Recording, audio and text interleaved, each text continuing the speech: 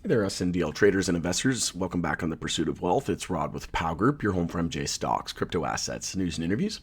It is Monday, November 3rd. Hope you had a great weekend and you're doing well. In this video, we're going to do an SNDL Q3 2025 earnings prep. It'll be tomorrow that they release. And full disclosure, I do have a pretty sore throat at the moment. I'm a little under the weather, and we'll get through this as best as possible. But we'll go over the analyst estimates, we'll add them all up, and we'll get a consensus like we normally do. And then toward the end, we'll take a peek at the price chart and see what we can derive from that. I'll give my thoughts and opinions on the price action in the days, weeks, months ahead. But as always, this is not financial advice. This is for entertainment purposes only. Make sure to smash the like and subscribe. Tick the bell if you haven't already, and you'll be notified whenever I'll probably cover their earnings as well tomorrow, and we'll see about doing the conference call live. Let me know in the comment section if that's something that you would like to see. And full disclosure, I do own SNDL in my portfolio. It's not my biggest position, but I'm certainly adding as we go along. And as I look to rotate a lot of my crypto profits, I'm going to be rotating those into more beaten down MJ, and SNDL is definitely at the top of my list. And I know a lot of people have been asking for an interview with Zach George, the CEO of SNDL as well. So I'm working on that. I have a contact that I've been working with who has some deep connections. So already in contact with him. So very, very busy with earnings, obviously. So hopefully in the next week or two, have him on and kind of follow through on that promise. Because like I said, I know a lot of people really want an SNDL interview, and I'm also working on a few other interviews as well. And some exciting updates coming. So like I said, make sure you have the notification bell ticked off. You can follow us over on X as well, formerly Twitter, and the handle for that is @GroupPow. So SNDL to announce third quarter 2025 financial results on November 4th, 2025. So tomorrow, and that's going to be before the market opens tomorrow. And then they will host a conference call at 10 a.m. Eastern time. At least it's not 6 Mountain time, because that's where I live. So they're doing it at 8 a.m. Mountain time. And they're based out of Calgary. So, that's a little bit more up my alley. So I'll do my best to make that happen. Like I said, I'm a little under the weather. So if I get enough people interested, then I'll do my best to make it happen. But yeah, earnings season is in full effect. We had IPR, SNDL tomorrow. Some of the big ones, you got Aurora on the 5th, Trueleaf, Cresco, Cureleaf. I'm surprised Green Thumb's not on there. Usually it's around the same day as Trueleaf. But maybe they just didn't get it on here on NCV, but I digress from that. And then, we have Kronos on the 6th. You got Canopy Growth on the 7th, and then Village Farms on the 10th. So I've actually been in contact with the Canopy Growth team as well, trying to line up an interview there. So I'll keep everybody posted. So we'll take a look at the analyst estimates in terms of revenue. You can see here, investing.com, 243.86 million Canadian and negative 0.001. So pretty much flat in terms of EPS, earnings per share. And I don't know what has happened to investing.com website lately, but I absolutely hate it. I can't stand it. It's like locks my computer up, I guess it has to do with all these ads and everything going on. There's so many things running in the background, but probably my most disliked website at the moment. That thing has just gone downhill. And then, as you can see, this is 174.44 million. So I went and did the conversion and added that up in Canadian. And then we take a look at Moomoo based on two analysts. They're forecasting 242.976 million, and EPS again flat. So pretty much everything is flat. And so EPS, we're just expecting 0. So coming in flat. And then in terms of revenue, added them all up, all three. And we're expecting 244.007 million Canadian. So we'll take a look at the chart, see if we can get some clues there.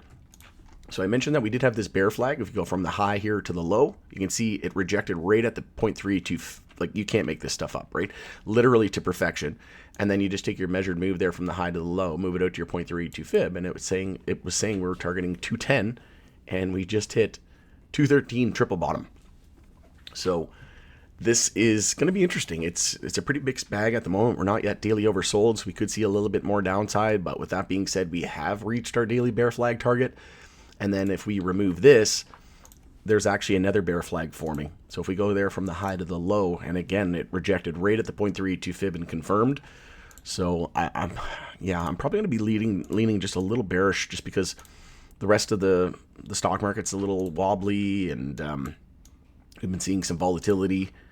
And again, I still think crypto is going to shine more than MJ at the moment, unless we get some surprise, news come out about rescheduling or something like that. But we'll see what happens here on the earnings report. Obviously, if there's any kind of news or a huge beat, then we could see nice upside. But yeah, we do have this daily bear flag, a second one here saying 189, and we're not daily oversold. So just because of the fact that we have another daily bear flag forming and that technically confirmed, we didn't see the follow through really, but it did technically confirm. So I'd be leaning a little bit on the bearish side at this point. But like I said, 189. We did close the day near the high of the day with a hammer candle. So we'll see what we can muster up into tomorrow.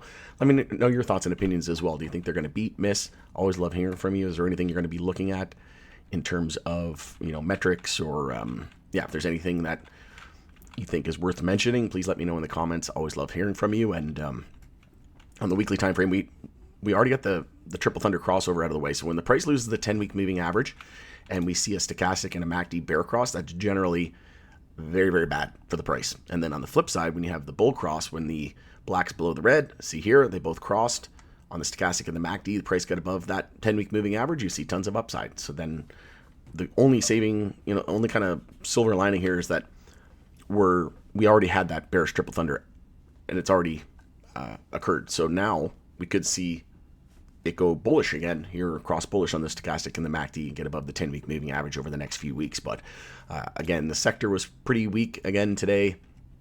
No news is bad news if we don't get any news with regards to rescheduling or better. And that's exactly what we've been seeing is just continue to fade. And we just lost the 200-week moving average. So that's not a great sign. And then the next support's at the 100 weekly there at 183. So like I said, there's a lot of support there at that 190, 180. And we also have the 100-day at 201 and the 200-day moving average at 176. So again, I'm leaning a little bit more on the bearish side. I don't think it'll be, I'm not too worried about one earnings report, but, if I had to look into my crystal ball, which I don't have, just based on the technicals, I would be a slight bearish lean into tomorrow. And maybe they end up having a bigger loss than expected or something. I could imagine that's probably the case. But we're getting into that seasonality effect too for earnings. So you can see this is November. November last time it dropped off quite a bit. So yeah, maybe we get revenue drop off quite a bit and then a potential miss on EPS and a bigger loss than expected. That's more than likely what would drop us down to around that 189 mark. But again, just looking at the technicals, I have no idea. Nobody knows. Anybody who tells you they know what their numbers are going to be on an earnings report and they're holding through earnings because they know it's going to be good or they know it's going to be bad. Anybody who says they know it's going to be one way or the other, they're pulling it from the rear side because nobody knows. Not even, unless you're like on the finance team or something like that, or a high level executive at SNDL, you don't know, right? It's just a gamble. But we can look at the chart and we can get some clues here. And I would be leaning a little bit on the bearish side. But again, let me know your thoughts and opinions on this in the comment section below. Always love hearing from you. It's Rod with Pow Group. Thanks again for joining us in the pursuit of wealth. And we'll see how earnings go tomorrow. Looking forward to it. All right. Have a good one.